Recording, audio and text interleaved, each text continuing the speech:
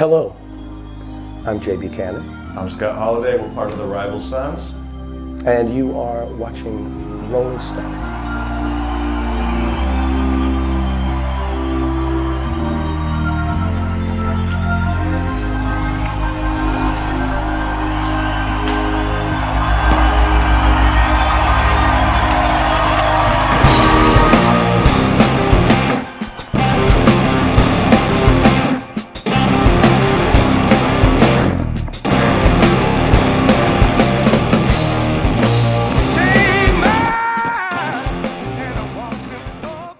I was raised on the blues. I was raised on blues music, and I had already grown out of rock and roll.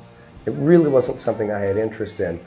I had a great relationship with it, like, you know, when I was in my teens, and but the amount of posture that is typically involved and associated with rock music just wasn't of any interest to me.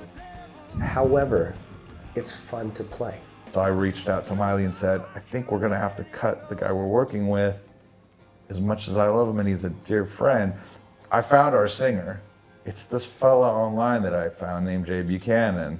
I don't know where he lives. Have you ever heard of him? And he said, yeah, Jay's one of my best friends. I totally know him. I played with him. He's definitely not gonna join your band.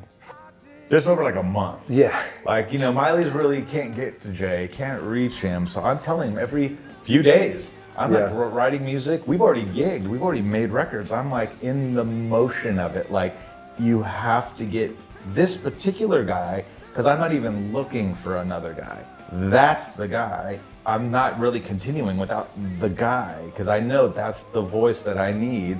I'm 100% sure, like God himself whispered it in my ear. That's the guy that I'm making a band with. I know it for sure. So when we got on the phone, I just figured, you know, we talked about blues and talked about, you know, the right records. And he's quite the salesman, this guy.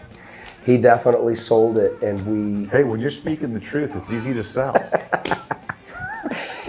So when I found Jay, I was like, exactly. I already knew when I heard your voice, and then we talked, and I was further down the line of like, the ball was further down the field for me. This was it, exactly.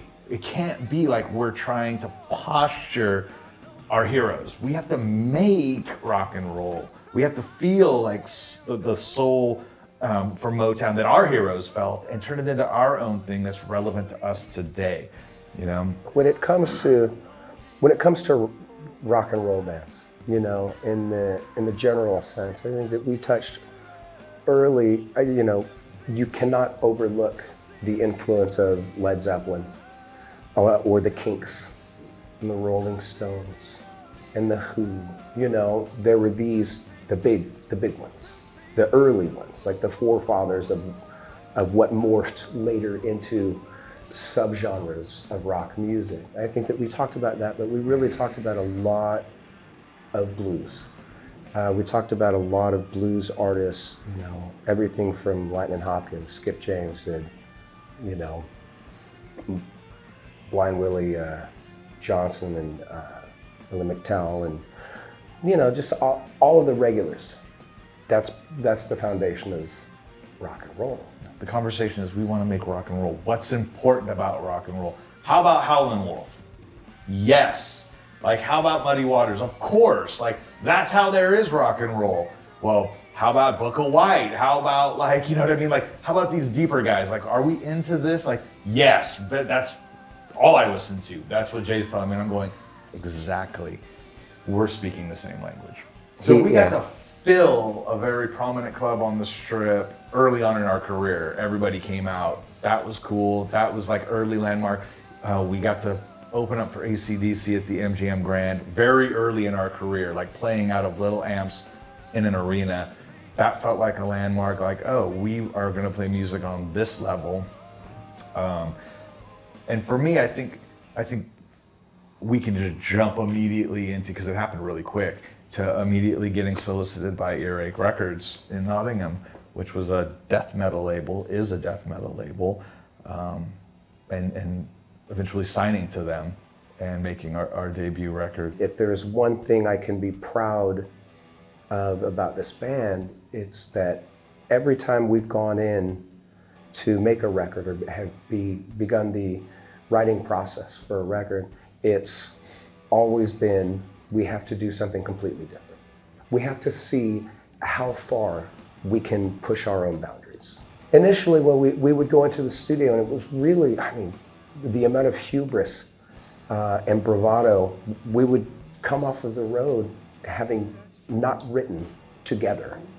I would have a few ideas, he would have a few ideas, but we would go in and write at a lightning pace and record at a lightning pace. And it was really just to see if we could. It's like backing ourselves into a corner. Also because we had to. Yeah, and fighting our way out. And like climbing a rope and lighting the bottom on fire. So we have to just keep going faster and faster. But we initially, that's the way that we made records, and it was with the express intention to capture a creative flashpoint in a very, very honest way, and to have us on our heels so that we could be honest, and so that we could speak our truth artistically. And we knew when we got to Feral Roots, we wanted to take more time because it was tried and it was true, but it was also time to do something different and evolve and change. And certainly. So we did that on Feral Roots, but with these records, we knew we were going to take time, but we had no idea how much time. And I really don't think we would have taken 2 years to write these records. It's just not it's not in our nature.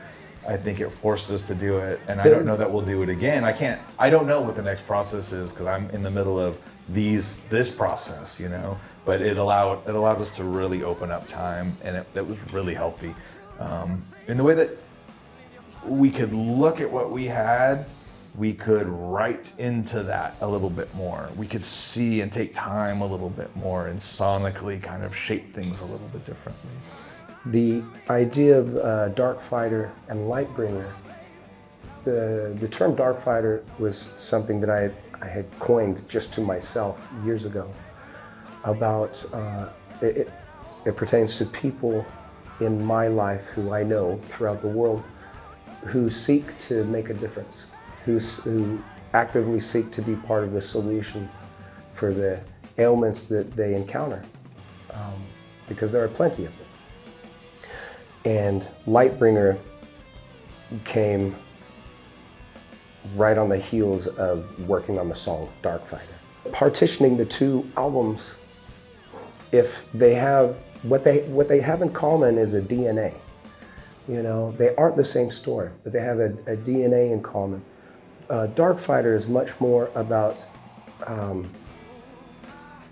a very lucid velocity of your protagonist that travels through the record, and it's a great endurance, and you certainly get that when you listen to it, and it leaves you with Dark Side, and which is we don't end records that way, but it was us knowing that there is a companion piece coming 4 months later.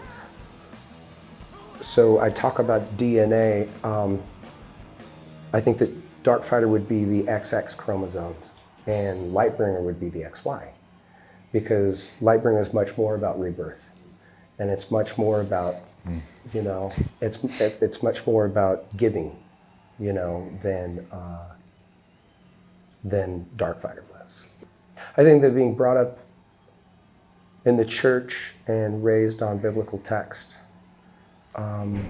I think that was imprinted on me at such a young age in those experiences, and that language and that entire vocabulary and vernacular. That's part of a keystone that informed a lot of the way that I viewed literature and even my own experience. And gospel meaning the Word of God. So in a roundabout way for me, in my pursuit to become as fully realized of a person as I can before I check out something, I think that telling my truth as articulately as I'm able to, as much as I'm able to understand myself, it is my truth, and it feels that way. And singing is a vulnerability, and it's a bare, naked interaction for me. And so it's my intention to try to draw people in and try to make people feel less alone with whatever I'm singing, when we're singing, when we're on stage and everything that we're doing, my intention is to connect and be as present as I'm possible, as I'm capable. This is the sweet life. Yeah, this is the sweet life. Come on, I get to hang out with my friends every day, and we go from country to country and town to town, Sure. throwing a big party and just feeling feeling so much love every day that it can't be contained. Yeah. So much joy, it cannot be contained. I don't have a reservoir or a cup large enough to fit all of these great experiences.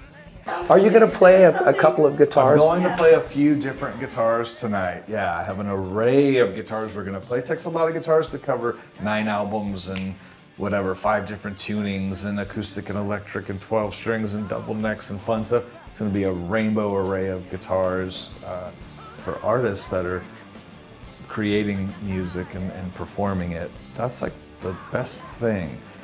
When somebody is emotionally connected and that symbiotism is like really, really happening, because ultimately it almost takes away the focus off of us and creates just an energy in the room where the crowd is very much a part of the show. And ultimately that's what we want to do. We want to put light into people. We want to create a connectivity. We want to create something that doesn't highlight us as the big stars on the stage, but shows us doing our job to connect them with us and with each other. Now we're all doing this together. It makes the show much better once we're all connected.